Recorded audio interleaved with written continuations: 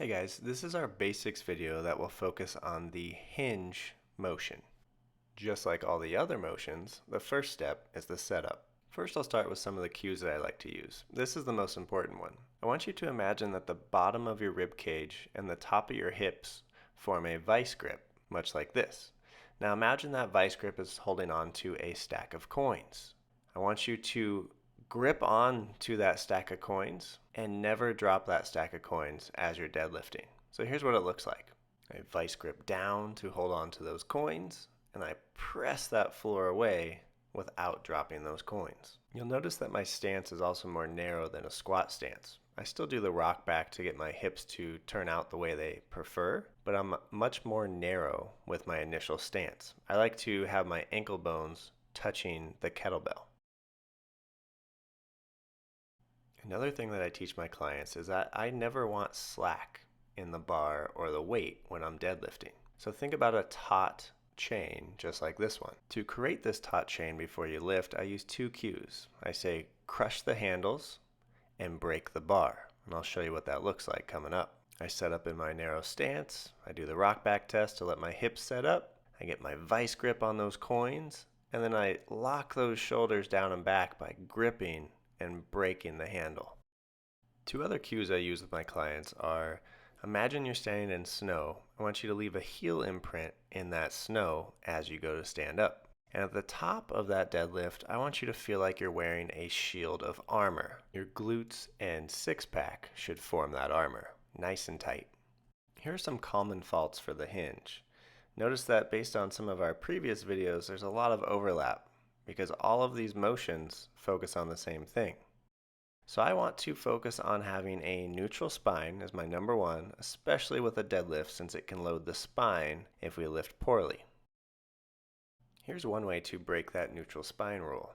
You excessively arch and lift with the back instead of holding on to that stack of coins with your vice grip. As a reminder, I should lock on to those coins and press the floor away without dropping those coins.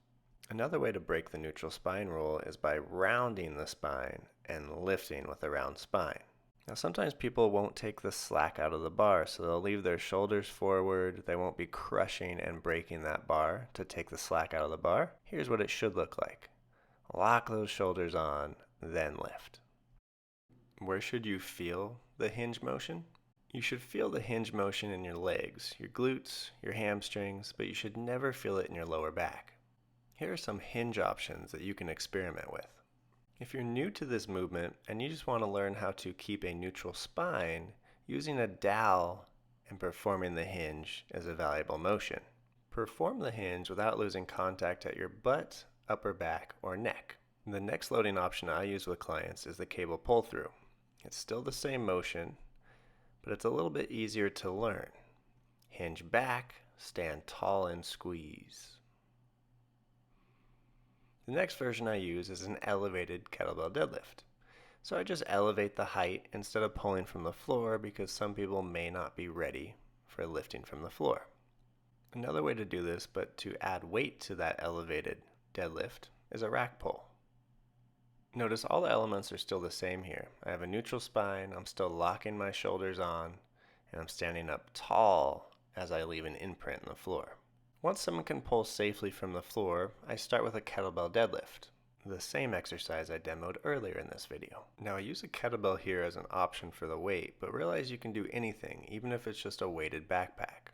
The next variation that I like to use is a double kettlebell deadlift. So I start with two weights between my legs, and then I end up holding them at my sides, intentionally freezing at the top of that motion. That one really recruits the core. And then you might be more familiar with something like the trap bar deadlift or the barbell deadlift. This is the version that I'd like to get my clients to once they've mastered the hip hinge. There you have it. Choose three, experiment, and let us know what you think.